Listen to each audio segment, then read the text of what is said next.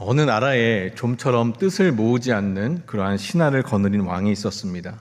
이 신하들은 늘 자기의 의견만이 옳다고 여기며 다른 사람들의 생각은 무시하고 전혀 들으려 하지 않았습니다. 각자 자기가 생각하는 대로만 나라를 이끌어 가려고 하니까 나라는 점점 엉망진창이 되어버렸습니다. 이로 인해 고민에 빠진 왕은 어느 날 코끼리 한 마리를 왕궁으로 데려다 놓습니다. 그리고 앞을 보지 못하는 맹인들을 불러다가 코끼리를 만져보고 이것이 어떠한 동물인지를 설명해 보라고 합니다. 어떤 이는 코끼리의 코를 만져보고 코끼리는 마치 구렁이와 같이 생겼다라고 이야기합니다. 그리고 코끼리의 다리를 만져본 사람은 코끼리는 마치 통나무 같이 생겼다라고 이야기하며, 또 어떤 이는 코끼리의 꼬리를 만져보고 코끼리는 마치 새끼줄 같이 생겼다라고 이야기합니다. 이들의 코끼리에 대한 설명이 모두 틀린 것은 아니지만 그렇다고 해서 이것이 코끼리다라고 이야기할 수는 없을 것입니다. 왜냐하면 그들이 이야기하는 것은 코끼리의 일부분일 뿐이지 코끼리 그 전체에 대한 설명은 될 수 없기 때문입니다. 왕은 이러한 상황을 통해서 자기 생각과 자기 경험만을 고집하게 되면 전체를 보지 못하고 잘못된 판단을 하게 된다는 것을 신하들에게 깨닫게 해주려 했던 것입니다. 이 이야기는 군맹평상이라는 고사성어의 유래로 부분적인 지식만을 가지고 전체를 판단하는 어리석음을 이야기할 때 사용이 되는 말입니다. 자, 그런 의미에서 이 군맹평상이 실제로 우리에게 어떻게 적용되는지를 한번 테스트해 보겠습니다. 제가 먼저 한 장의 사진을 보여드릴 텐데요. 이 사진은 어떠한 사람의 눈과 코와 입만을 따로 떼어서 편집해 놓은 것입니다. 사진이 많이 이상해 보일 수도 있습니다. 놀라지 마시고 이 사진의 주인공이 누군지를 한번 맞춰보시기 바랍니다. 첫 번째 사진 보여주시겠습니까? 이상하게 생겼죠. 이게 눈, 코, 입 퀴즈라고요. 인터넷에서 한참 유행을 했던 사진입니다. 이 사람이 누구인지 아시겠습니까? 상상도 안 가시죠? 추측하기도 어렵습니다. 정답을 보여주시겠습니까? 나 아닙니다. 네. 이 사진은 이정재라는 오징어 게임의 주연을 맡은 그 배우의 아주 잘생긴 배우의 사진입니다. 이렇게 따로 눈과 코와 입만을 따로 떼어놓고 보니까 이 잘생긴 얼굴도 아주 괴상하게 보일 수 있습니다. 다음 사진 한번 보여주시겠습니까? 네, 남자인 것 같기도 하고 어떻게 보면 여자인 것 같기도 한데 힌트를 드리자면 이 사람은 아주 유명한 운동선수입니다. 김연아. 네, 아까 1부 때도 나왔는데 네, 정답을 한번 보여주시겠습니까? 네, 이 사진은요, 대한민국 국가대표 축구선수인 손흥민 선수의 사진입니다. 자, 마지막 한 장의 사진이 남아있는데요. 지금까지 보신 것과는 아주 다른 괴상한 사진입니다. 자, 사진을 보여주시겠습니까? 네, 이 사람은 누구일까요? 알아차린 분도 계신 것 같지만, 네, 정답을 보여주시겠습니까? 네, 이 사진은요, 저의 눈과 코와 입만을 따로 떼어놓은 그러한 사진입니다. 네, 사진을 내려주십시오. 제가 이 사진을 저희 교역자 몇 분에게 보여드리고 사진 속의 주인공이 누군지를 한번 맞춰봐달라고 말씀을 드렸습니다. 첫 번째로 우리 교회에 D 목사님이 계신데요. 이 D 목사님은 눈치가 빠르셔서 바로 저인지를 알아차리셨습니다. 자, 두 번째로 보낸 분은 S 목사님이셨는데요. 이 목사님은 사진을 보시더니 다른 분의 이름을 이야기하시는 것입니다. 그래서 처음에는 농담하시는 줄 알고 진짜냐고 물었더니 100%도 아니고 300% 확실하다고 말씀하시는 겁니다. 설마 하고 또다시 진짜 물어보았는데 이번에는 1000% 확실하다고 아주 확신을 하시는 겁니다. 그때 저는 깨달았습니다. 아, 이분이 장난을 치는 게 아니라 진짜 모르고 계시는구나. 자, 그래서 마지막으로 또 한 분에게 제가 여쭤보았습니다. 이 분은 P 전도사님이라고 하는데요. 우리 교회에서 성도님들을 가장 많이 알고 또 가장 잘 보살펴 주시는 전도사님이십니다.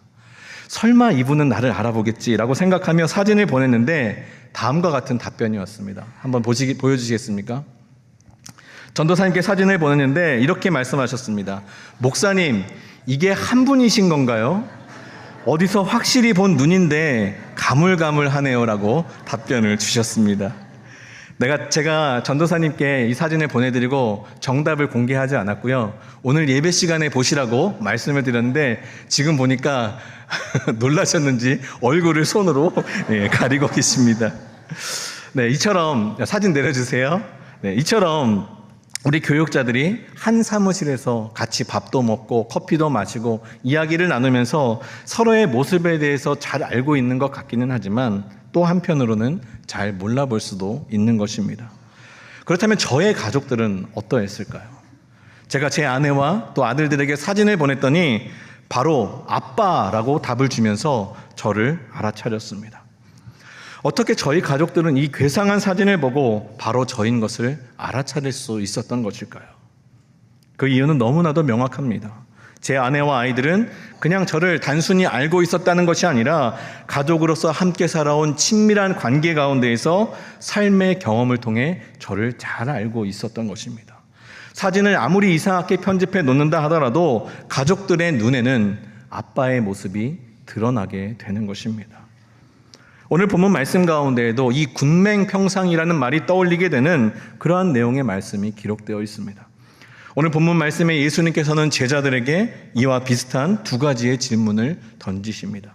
첫 번째는 사람들이 인자를 누구라 하느냐라는 질문이었고, 또 두 번째는 그러면 너희는 나를 누구라 하느냐라는 질문이었습니다. 예수님께서는 갑자기 왜 제자들에게 이러한 질문을 하신 것일까요? 자신의 높아진 인기를 확인해 보시기 위하여 그러한 질문을 하신 것일까요? 결코 그렇지 않음을 알고 계실 것입니다. 그렇다면 예수님은 왜 이러한 질문을 하신 것이며 그 질문은 예수님께 왜 중요했던 것일까요? 왜냐하면 이 질문은 지금까지 예수님께서 행해 오셨던 기적과 또 가르침의 사역에서 한 발짝 더 나아가서 이제는 십자가의 고난의 길로 돌아서는 전환점이 되어야 하는 시점이기 때문입니다.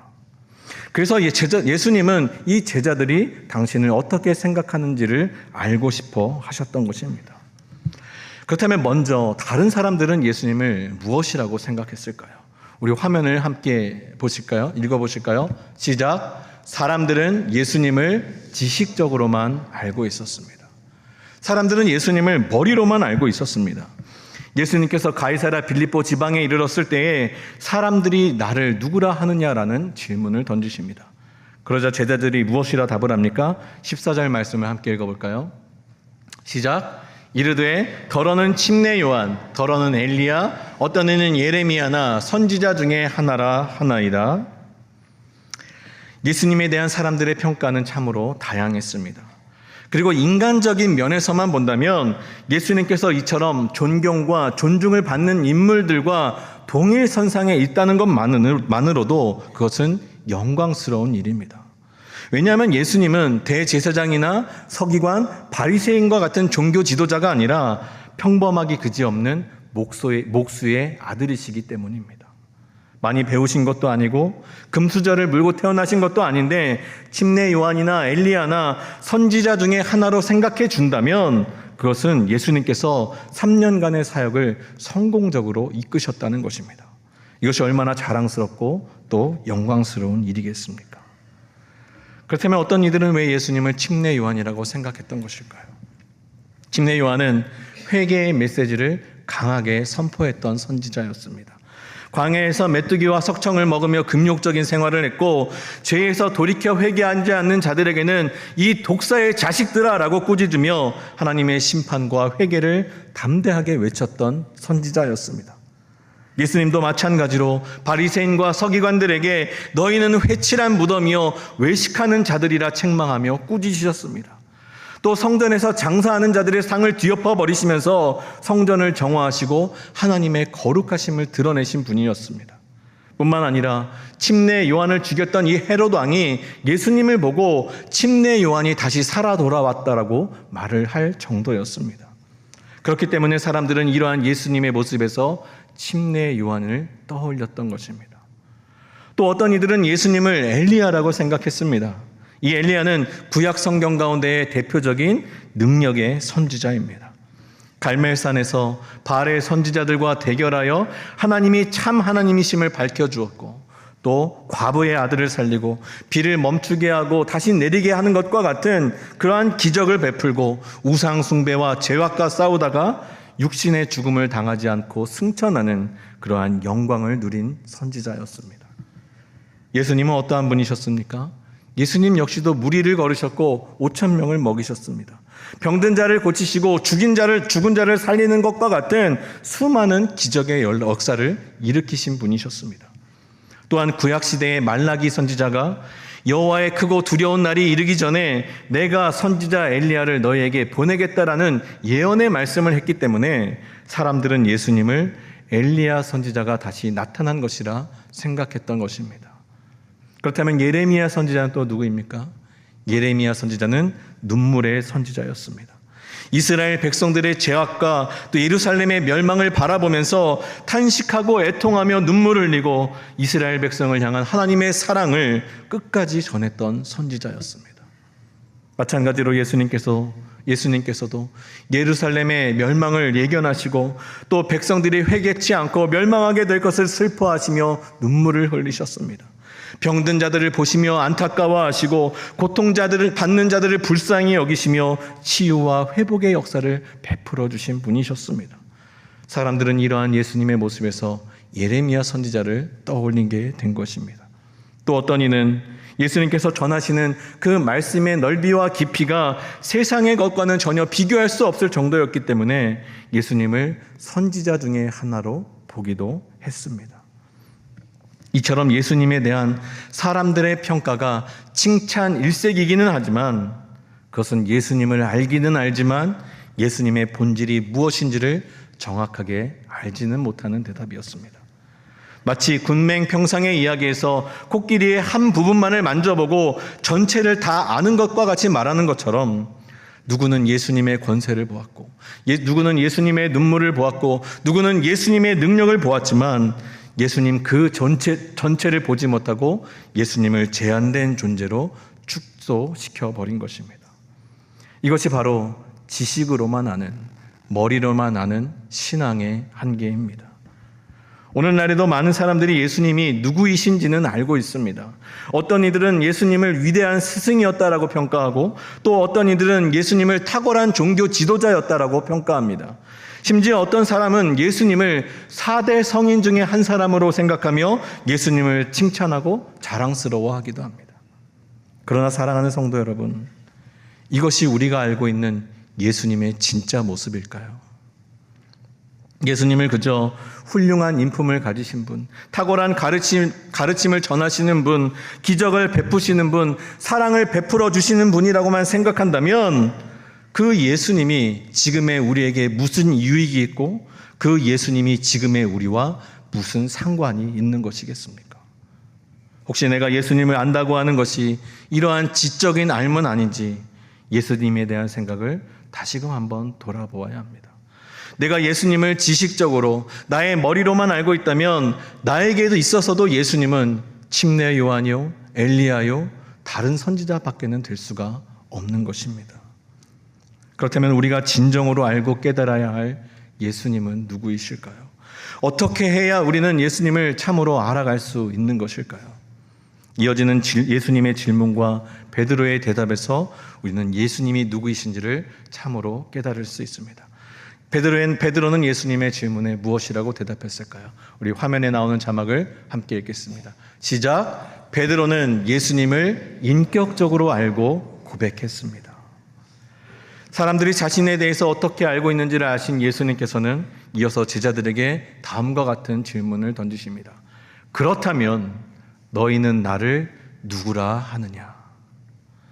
이 두 번째 질문이야말로 예수님께서 진짜로 제자들에게 묻고 싶으셨던 아주 중요한 질문입니다. 예수님께서는 세상의 평가가 어떠한지를 알고 싶어 하셨던 것이 아니라 3년이라는 시간을 함께 했던 이 제자들이 과연 나를 누구라고 생각하고 있는지를 알고 싶어 하셨던 것입니다. 이 질문이 왜 중요하냐 하면 제자들이 예수님을 누구라고 생각하느냐에 따라서 조금 과장되게 말해본다면 예수님의 공생의 사역의 방향이 바뀌어 버릴 수도 있는 것이기 때문입니다. 만일 예수님의 제자들이 다른 사람들과 마찬가지로 예수님을 그저 선지자 중에 하나라고 생각하고 있다면 예수님의 사역은 다시금 원점으로 돌아가야 할지도 모릅니다. 마치 집을 지으려고 하는데 가장 중요한 기초가 제대로 다져지지 않고 그 위에 높은 걸문만 쌓아 올리려고 하는 것과 같습니다. 지금 예수님께서는 이 제자들의 믿음을 기초로 삼아 교회를 세우시고 십자가의 고난과 죽음과 부활이라는 예수님 사역의 다음 단계로 나아가려는 순간입니다. 그런데 이 제자들에 대한 예수님의 알미 여전히 지식적인 이해의 수준에 머물러 있다면 예수님은 그 위에 아무것도 세우실 수가 없게 되는 것입니다. 그렇기 때문에 너희는 나를 누구라 하느냐라는 이 질문이 아주 중요한 질문이 되는 것입니다. 제자들은 예수님의 이러한 질문에 적잖이 당황을 했을 것입니다. 왜냐하면 다른 사람들이 하는 이야기를 들은 것은, 그리고 그것을 전하는 것은 그리 어려운 일은 아닙니다. 하지만 예수님 앞에서 나의 생각을 예수님 앞에서 직접 한다는 것은 그리 쉬운 일은 아닙니다. 예수님이 나에게 이걸 왜 물으셨지? 혹시 예수님께서 원하는 대답이 나오지 않은 걸까? 모세라고 했어야 하나? 아브라함이라고 했어야 하나? 예수님이 무엇을 원하고 계신 건지 제자들은 알지 못했기 때문입니다. 질문자의 의도를 파악해야 질문자가 원하는 대답을 해줄 수 있는데 갑자기 너희는 나를 누구라 하느냐 물으시니 제자들의 머릿속은 하얘지고 말문이 막혀버렸을 것입니다. 바로 그때 시몬 베드로가 이렇게 고백합니다. 오늘 본문 16절 말씀을 함께 읽겠습니다. 시작. 시몬 베드로가 대답하여 이르되 주는 그리스도시요 살아계신 하나님의 아들이시니이다. 아멘. 베드로는 한치의 주저함 없이 강한 확신을 가지고 고백합니다. 예수님, 당신은 그리스도이시며 살아계신 하나님의 아들이십니다.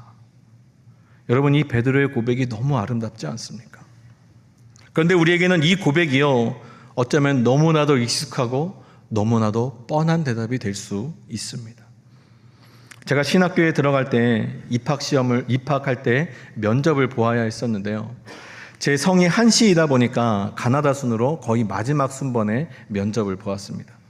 그래서 먼저 면접을 보고 나온 친구들에게 교수님들이 무엇을 질문했는지를 물어보니까 구원의 확신은 있는지, 또 목회자로서의 소명은 있는지, 그러한 이와 같은 여러 가지 질문들을 했다고 합니다. 그 질문들 중에 하나가 예수님은 당신에게 누구이신가라는 질문이었습니다. 그래서 뭐라고 대답을 했는지 물었더니 이 면접을 보고 나온 친구들이 하나같이 이 베드로가 고백했던 주는 그리스도시요 살아계신 하나님의 아들이십니다라고 대답을 했다는 겁니다. 그래서 저는 나는 얘네들처럼 뻔한 대답하지 말고 특이한 대답을 해야겠다라고 생각하며 면접에 들어갔습니다. 근데 정말 교수님 한 분께서 한광영 학생에게 예수님은 누구이십니까? 라고 질문을 하시는 겁니다. 제가 뭐라고 대답했는지 아십니까? 너무나도 당돌하게 저는 예수님을 친구라고 생각하는데요. 이렇게 대답을 했습니다. 거기 앉아 계셨던 교수님들께서 생각지도 못했던 저의 대답에 빵 하고 터지셨던 그러한 추억이 있습니다. 이처럼 지금은 우리가 어쩌면 너무나도 뻔하다고 생각하는 주는 그리스도시요 살아계신 하나님의 아들이십니다라는 이 고백은요, 당시 베드로에게 있어서는 뻔한 대답이 아니라 아주 위험한 고백이었습니다. 왜냐하면 감히 예수님을 하나님의 아들이라고 말한다는 것은 그 시대에는 죽음을 각오하지 않고서는 말할 수 없는 아주 불경스러운 신성 모독적인 발언이었기 때문입니다. 당시 유대인들에게 있어서의 하나님은 오직 하나님 한 분뿐이시고 인간과는 구별된 거룩한 존재였습니다. 그런데 이 평범하기 그지없는 목수의 아들 예수를 하나님의 아들이십니다라고 이야기한다는 것은 상상할 수도 없는 모욕적이면서도 처참하게 죽여 마땅하다고 생각할 만큼 아주 위험한 대답이었던 것입니다. 그러니까 이 베드로의 고백은 예수님의 비위를 맞추거나 그저 예수님 듣기 좋은 말로 아부를 떨려고 했던 대답이 아니라 죽기를 각오하고 자신의 목숨을 건 그의 위대한 신앙의 고백이었던 것입니다. 그렇다면 베드로는 어떻게 이러한 위험한 고백을 자신의 입으로 이야기할 수 있었던 것일까요? 그 이유는 그가 예수님을 인격적으로 만나고 예수님이 진정으로 어떠한 분이신지를 깨달았기 때문입니다. 베드로는 3년이라는 그 시간 동안 예수님께서 직접 말씀을 가르치시고 또 하나님 나라를 전파하시고 치유와 기적의 역사를 베푸신 그 현장에서 예수님과 함께했던 사람이었습니다. 병자들을 고치시고 귀신을 내어 쫓으시고 기적을 베풀어 주시는 것을 보았습니다. 또 언젠가는 풍랑이 있는 바닷가 위에서 걸어오는 예수님을 보았고 물 위를 걷다가 물에 빠진 자신을 구해주시는 예수님의 손길을 직접 경험하기도 했습니다. 갈릴리 바닷가에서 부르심을 받은 이후로 늘 예수님과 함께 길을 걷고 먹고 마시며 함께 말씀 듣고 배우며 때로는 웃고 함께 울면서도 그렇게 하루하루를 베드로는 예수님과 함께 삶으로 살아왔습니다. 베드로는 예수님을 단순히 지식적, 경험적으로만 알고 있었던 것이 아니라 예수님과 맺은 친밀한 관계 속에서 예수님을 인격적으로 만나고 알아가며 예수님이 누구이신지를 진정으로 깨달았던 것입니다. 그렇다면 이 베드로의 고백을 다시 한번 살펴볼까요? 베드로가 고백한 것은 예수님은 그리스도이시요 살아계신 하나님의 아들이십니다라는 고백이었습니다. 여러분, 이 베드로의 신앙 고백이 놀라운 이유는요, 베드로가 사람이신 예수님의 인성과 또한 하나님이신 예수님의 신성을 동시에 고백하고 있다는 것입니다. 먼저 그가 고백한 그리스도란 기름을 받은 자라는 의미로 이스라엘 백성들이 기다리고 있던 메시아, 그러니까 백성을 구원할 구원자라는 의미입니다. 예수님께서 그 사명을 감당하시기 위하여 하나님과 동등됨을 취하지 아니하시고 인간의 몸으로 이 땅 가운데 오신 예수님의 인성을 고백한 것입니다. 또한 살아계신 하나님의 아들이십니다라는 이 고백은 본질적으로 예수님과 동등된 분이신 예수님께서 참으로 하나님이시다라는 예수님의 신성을 고백하고 있는 것입니다. 우리 찬송가에도 그러한 의미의 가사가 있습니다. 가사를 한번 보여주시겠습니까?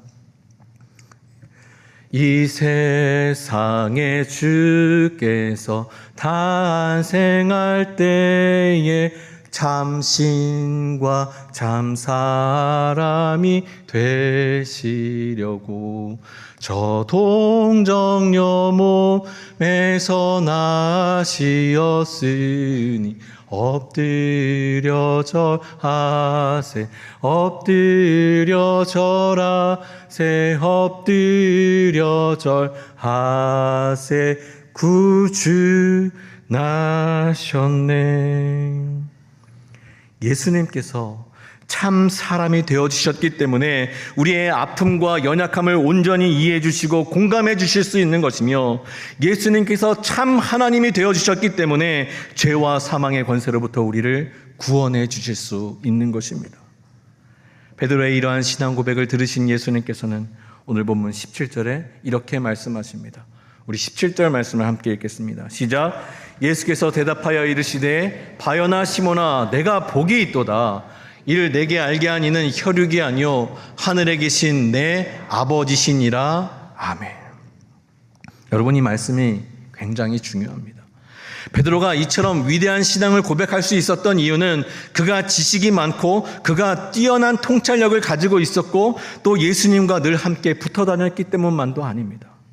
세상적 지혜나 경험 때문이 아니라 하늘에 계신 아버지 하나님께서 직접 알게 하여 주시고 깨닫게 해 주셨다는 것입니다.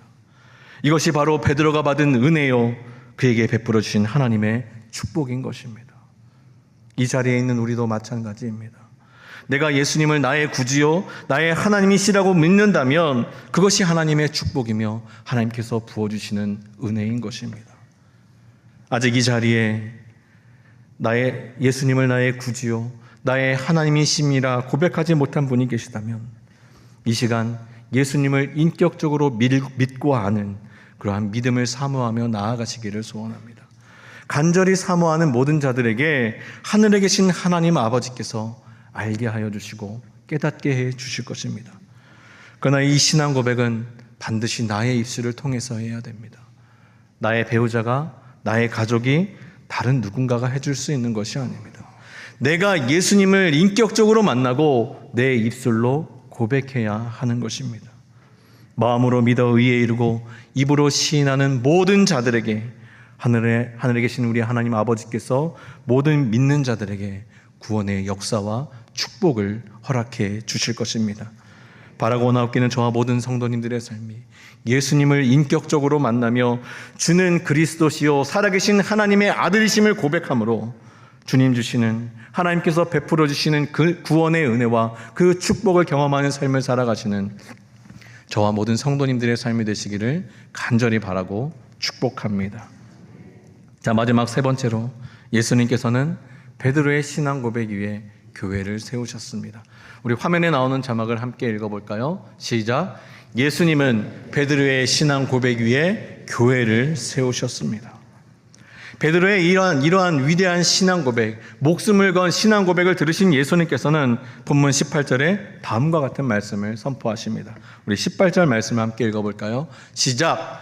또 내가 내게 이르노니 너는 베드로라. 내가 이 반석 위에 내 교회를 세우리니 음부의 권세가 이기지 못하리라. 아멘. 예수님께서는 너는 베드로라고 콕 집어서 말씀하시며 그의 이름의 뜻이 무엇인지를 다시금 되새기게 하십니다. 베드로라는 이 이름은 반석이라는 뜻을 가지고 있습니다. 그런데 예수님께서 이 반석 위에 당신의 교회를 세우시겠다고 말씀하시는 것입니다. 문자 그대로 베드로 위에 교회가 세워진다면 어떻게 되겠습니까?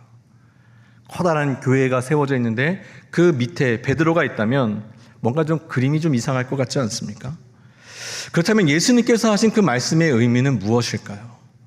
예수님께서 말씀하신 이 반석은 베드로라는 그 사람 자체를 말씀하고 있는 것이 아니라 그가 목숨을 걸고 고백했던 주는 그리스도시요 살아계신 하나님의 아들이십니다라는 이 신앙의 고백을 의미하는 것입니다. 바로 이 신앙 고백 위에 예수님께서 당신의 교회를 세우시겠다고 선포하고 계신 것입니다. 그렇다면 이 교회가 베드로 한 사람의 신앙 고백만으로 든든히 설 수 있을까요? 그것이 좀 심한 것 같다면 12 제자들의 신앙 고백이 있다면 어떻겠습니까? 그것만으로 충분하겠습니까? 예수님의 몸된 교회가 이 세상 가운데에서 더 든든하게 세워지기 위해서는 교회의 기초가 되는 이 신앙의 고백들이 더 넓게, 더 깊게 채워져야 하는 것입니다. 그런데 문제는 이 신앙의 고백이 우리에게서 점점 사라지고 있다는 것입니다.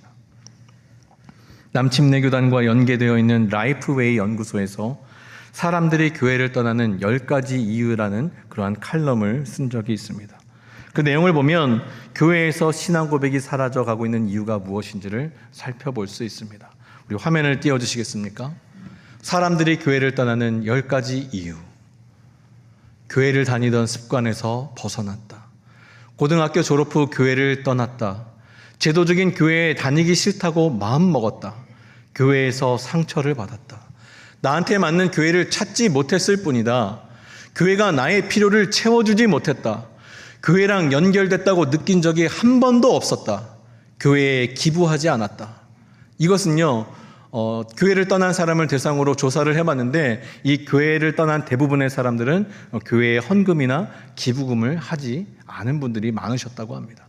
9번째로 목사님이 교회를 떠날 때 나도 나왔다. 네, 우리 교회를 이야기하고 있는 것이 아니라 그러한 교회가 있다라고 이야기하는 것입니다. 우리 교회는 그런 분이 한 분도 안 계십니다. 네. 10번째, 이사한 후 다시는 교회에 가지 않았다. 여러분, 이 10가지 이유를 보면요, 언뜻 보기에는 다양한 이유가 적혀 있는 것 같지만 잘 생각해 보면 결국 문제는 한 가지입니다. 오늘 말씀과 연결해서 본다면 이들은 예수님이 누구이신지 교회의 본질이 무엇인지를 잘 알지 못했기 때문입니다. 주일마다 예배에 나오고 활동도 하면서 언뜻 보기에는 교회 공동체의 일원인 것처럼 보이기도 하지만 조금만 상황이 흔들리고 조금만 나에게 불편한 것이 있으면 교회를 그냥 떠나버리게 되는 것입니다. 교회를 그저 사람과의 관계로만 생각하며 나에게 유익이 되고 나에게 도움을 주는 곳으로 생각을 하다 보니까 신앙 고백 위에 세워진 이 교회의 본질을 이해하지 못하고 기대가 충족되지 않으면 금방 실망하고 등을 돌려버리며 교회를 떠나가 버리게 되는 것입니다. 마치 군맹평상의 이야기처럼 자기 생각과 자기 경험만을 고집하면서 전체는 보지 못하고 잘못 판단하게 되는 것입니다. 혹시 우리도 이러한 신앙의 매너리즘에 빠져 교회의 본질인 신앙 고백을 잊고 있지는 않습니까? 예수님을 나의 구주이시오 살아계신 하나님의 아들이십니다라는 이 신앙 고백이 나의 말 가운데에는 있지만 혹시 내 삶에서 흐려지고 있지는 않은지, 그러지 않기 위해 우리는 날마다 마음을 새롭게 하며 삶의 자리에서 이 신앙 고백의 삶을 살아가야 합니다. 너무나도 당연한 것 같지만 말씀과 기도로 깨어 있어야 합니다. 말씀을 통해서 예수님이 누구이신지를 깨닫고 기도를 통해서 그분과 인격적인 교제를 나누면서 일상 가운데에서 이 신앙 고백을 삶의 열매로 드러내야 합니다. 우리가 인격적으로 예수님을 만나고 그분과 동행하는 삶을 살아간다면 우리를 통해 예수님의 모습이 드러나게 될 것이며 교회는 세워지게 되는 것입니다. 올여름 우리는 1,500명이 넘는 성도가 함께 선교로 동참합니다. 시간도 너무 촉박하고 또 준비할 것도 너무 많아서 무엇부터 시작해야 할지 엄두가 나지 않을지도 모릅니다. 그러나 우리가 그 가운데 반드시 잊지 말아야 할 것은 바로 우리의 신앙 고백입니다. 우리가 밟는 땅마다 이 신앙의 고백이 살아난다면 멕시코에, 온두라스에, 태국과 일본과 대한민국과 터키에, 과테말라와 말레이시아와 또 미국 땅 가운데에 우리 주님께서 함께하사 우리의 신앙 고백 위에 교회를 세우시며 그 교회를 통하여 이 땅 가운데 하나님 나라를 확장시켜 나가실 것입니다. 이러한 신앙 고백의 삶이 우리의 가정에서, 우리의 직장에서, 우리의 삶의 자리에서, 우리의 선교지 안에서 살아나게 될 때 우리 주님께서 내 교회를 세우리라 말씀하신 그 놀라운 역사가 일어나게 될 것이며 죄와 사망의 권세로부터 승리하고 자유케 되는 역사가 일어나게 될 것입니다. 바라고 원하옵기는 저와 모든 성도님들의 삶이 너희는 나를 누구라 하느냐 물으시는 예수님의 질문 앞에 주는 그리스도시요 살아계신 하나님의 아들이심을 고백하고 나의 신앙을 예수님을 인격적으로 만나는 신앙의 고백으로 든든히 세워지는 교회, 우리 토렌스 좋은 교회 모든 성도님들의 삶이 되시기를 간절히 바라고 축복합니다.